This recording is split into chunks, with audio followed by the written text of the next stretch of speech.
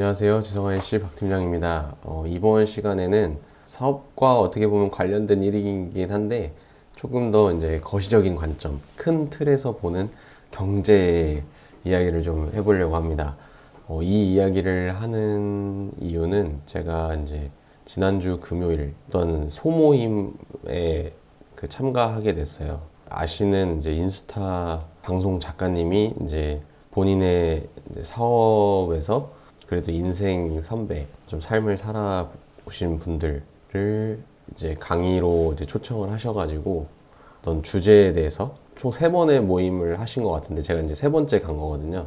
근데 첫 번째는 이제 그 YTN의 뉴스 앵커님 초빙을 하셨던 것 같고, 두 번째는 챗 GPT라는 인공지능 그 기술을 가지고 어떤 소장님을 이제 한 분 부르셔서 이제 강의를 하신 것 같고, 이번에 세 번째 시간은 이제 경제, 이제 거시적 경제를 이제 전문으로 하시는 김영익 교수님이라고 그 서강대 이제 경영대학원에서 경제 강의를 하고 계시는 분을 초빙을 하셨더라고요. 그래서 제가 그 글을 보고 시간도 괜찮을 것 같아가지고 이제 신청을 해서 다녀왔습니다.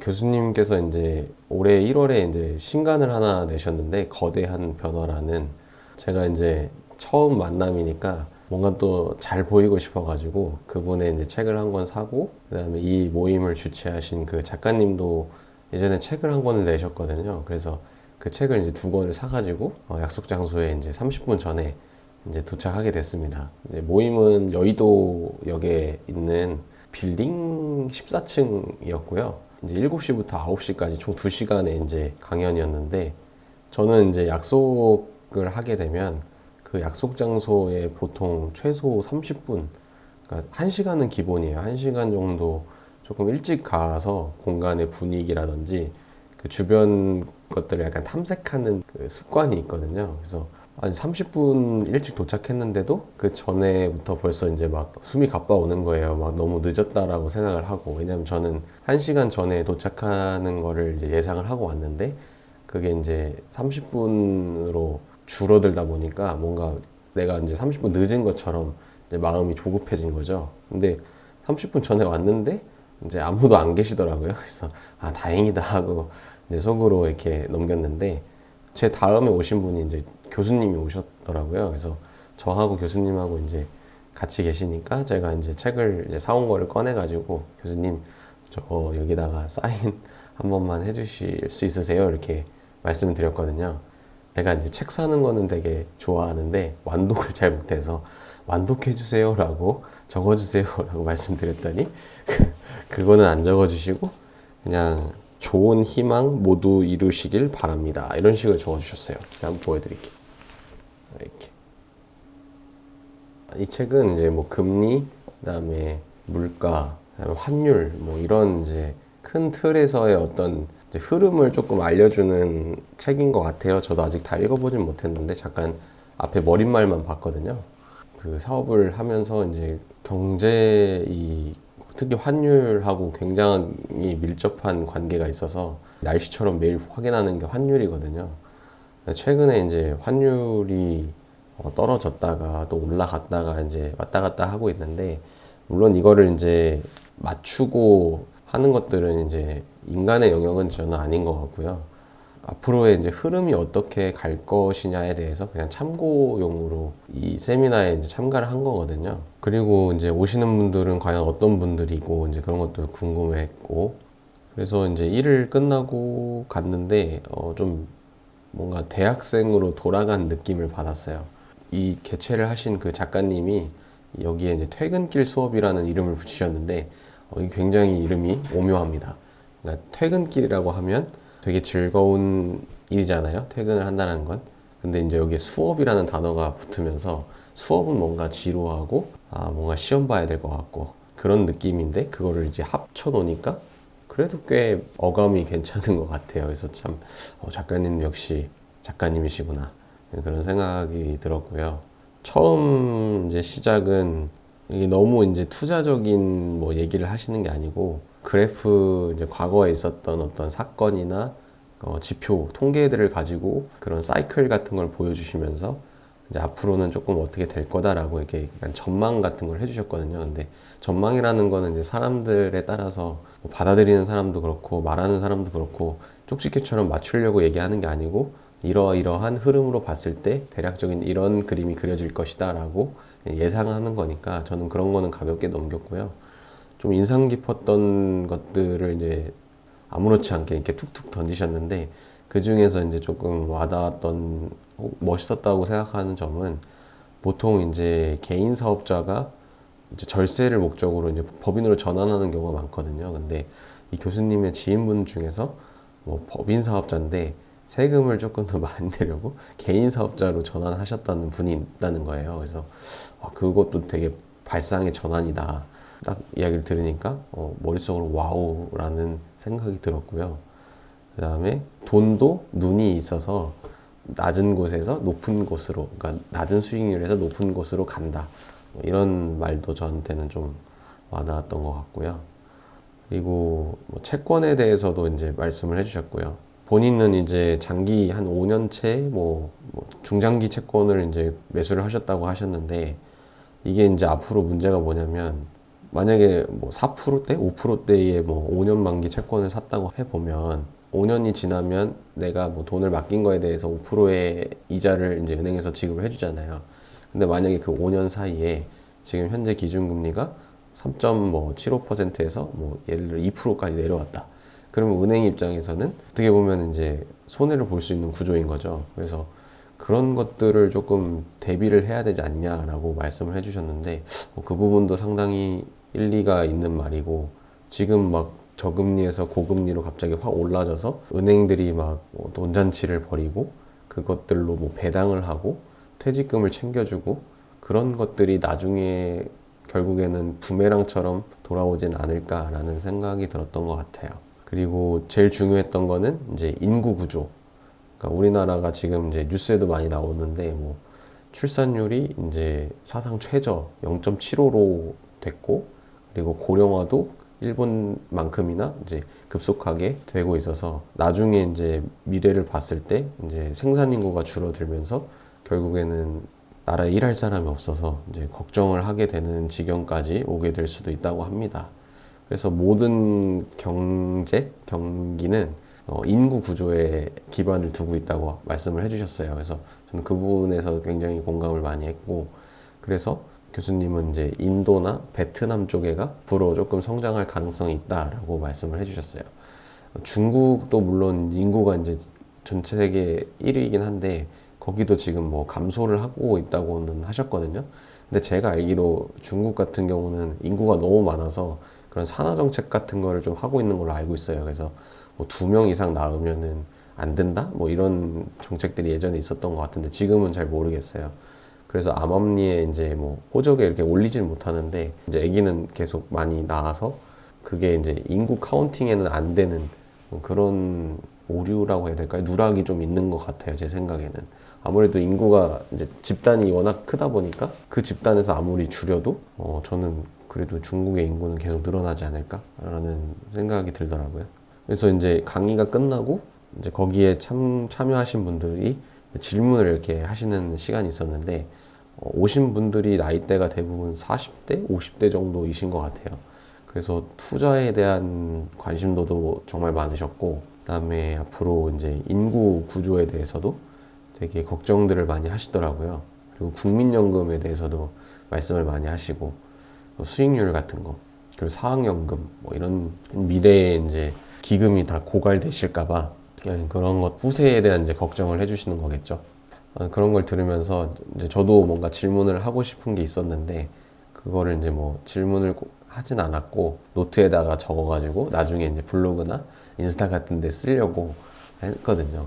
제가 인스타에 실제로 그 저희 계정에 올렸는데 보여드리면은 요거거든요. 여기 이제 이분이 교수님이시고 앞에서 이렇게 깍지를 끼고 계시고 PPT에다가 이제 이렇게 진짜 학교에서 강의하듯이 이렇게 PPT를 완전히 많이 준비해 오셔가지고 이런 식으로 제가 작성을 했습니다.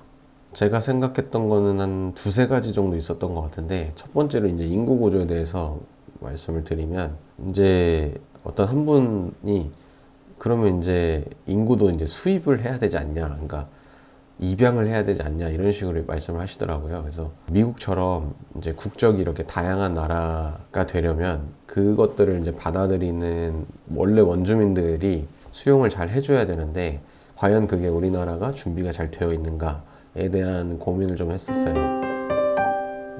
이게 이제 문화적으로 한국 같은 경우는 이제 한민족 정문화 그리고 집단 그런 것들을 이렇게 형성해서 외부에서 오는 어떤 외지인에 대한 인식이 문화적으로 아직 받아들이는 게 조금 어려운 것 같기도 해요. 근데 이제 그거는 저는 점점 나아질 거라고 생각해요. 왜냐면은 지금 이제 MZ 세대라고 하시는 분들이 이제 핸드폰으로 SNS 활동을 하시면서 뭐 페이스북이나 인스타나 여행도 많이 다니시면서 그런 해외 문화를 어떤 교류를 많이 하시고 하면서 그 문화에 점점 익숙해지면서 그 사람들과 관계를 맺고 소통을 하는 거에 대해서 굉장히 긍정적인 효과가 있을 것 같거든요. 그리고 이제 이거는 이제 제가 생각 한번 했던 거였는데 언론사나 뭐 유튜브나 주변에 그런 외국인들과 관련된 어떤 예능 프로그램이나 다큐 뭐 이런 것들이 참 많이 나왔으면 좋겠다라고 생각을 했었거든요. 옛날에 그 비정상회담처럼. 근데 요즘에 그런 것들이 많이 보이는 것 같아요. 뭐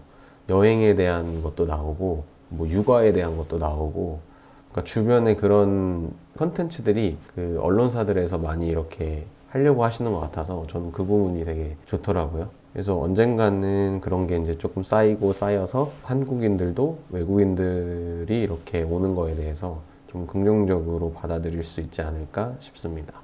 지금은 이제 뭔가 외국인들이 여기 한국에 온다 그러면은 이제 뭐 소위 말하는 뭐 언양어선 뭐 배 타고 어디 뭐 물고기 잡으러 가고 어떤 공장에서 그냥 단순 노동일 하고 뭐 식당에서 그냥 서빙하고 이런 약간 3D 업종 쪽에 많이 종사를 하고 임금도 제대로 잘 못 받고 그런 것들이 옛날부터 많이 있어가지고 그러니까 아시아권에서 이제 뭐 스리랑카나 뭐 베트남이나 뭐 중국이나 뭐 이런 데서 이제 오시는 분들이 차별 대우를 많이 받으신 것 같아요. 그래서 그거에 대한 이미지도 한국에서 좀 부정적인 이미지가 이렇게 만들어지지 않았나라는 생각이 들고요.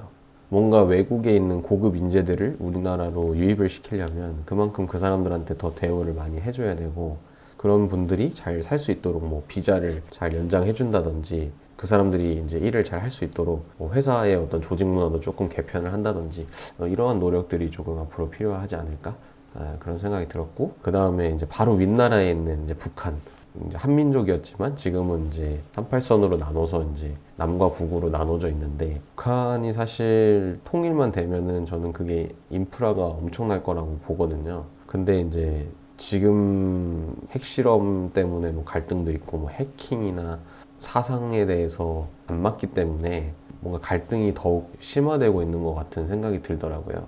너무 강압적으로 그거를 해결할 게 아니고 어떻게 하면은 좀 유하게 할 수 있을까 이제 그런 생각이 들더라고요. 물론 이게 매우 어려운 문제지만 정치적인 좀 그런 게 들어가 있는 것 같아서 그건 제가 뭐 어떤 말씀을 드릴 수 없을 것 같지만 통일이 되면 그런 부분들이 일부분 해소될 수 있겠다라는 생각을 했습니다.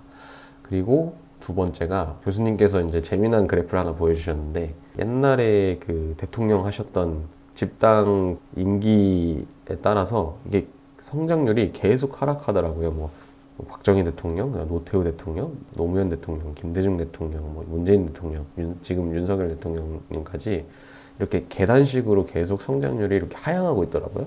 그래서 교수님 같은 경우는 이제 올해 잠재 성장률이 2%도 넘을 수 있을까 이런 말씀을 하시더라고요. 근데 저는 그게 좀 당연하다고 생각하는 게 이제는 어느 정도 한계가 왔다. 그러니까 쉽게 비유로 말씀드리면 옛날에는 완전히 뭐 한국이라는 나라가 이제 전쟁 이후로 개발이 잘 안 되었지만 단기간에 이제 급속 성장을 이제 한 나라잖아요. 근데 그때는 이제 뭔가 일자리도 많고 개발할 수 있는 어떤 여건들이 이제 충분했는데 지금에서야 이제 개발도 어느 정도 올라가고 그다음에 사람들의 생활 수준도 올라가면서 점점 더 그런 일자리 기회와 기득권 세력의 어떤 것 때문에 그 기회들이 이제 쉽게 잘 안 오는 것 같은 생각이 드는 거예요. 그러니까 이거를 과연 2%의 성장을 뭐 4%, 5%, 6%까지 과연 점프하는 게 이게 가능할까? 유지 정도만 해도 굉장히 잘하는 거라고 생각을 하거든요.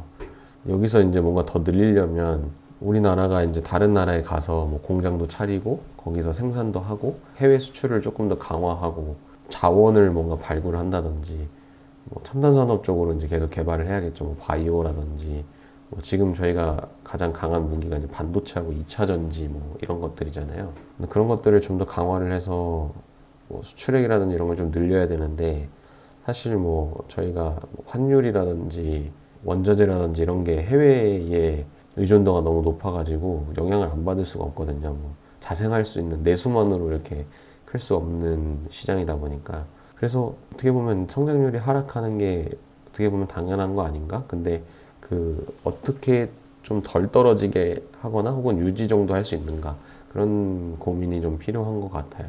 그러니까 뭐 10점짜리가 50점 가는 거랑 90점짜리가 100점 가는 거랑 물론 이제 둘 다 힘들지만 상대적으로 90점에서 100점 가는 게 조금 더 어렵겠죠.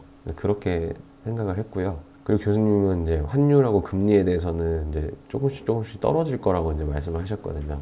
왜냐하면 그것들을 버틸 수 있는 기초 체력이 이제 슬슬 한계가 오기 때문에 금리 인하를 아예 안 할 수는 없다. 그리고 집값에 대해서도 이제 막 버블 붕괴 이제 초기 단계다라고 말씀을 하셨어요.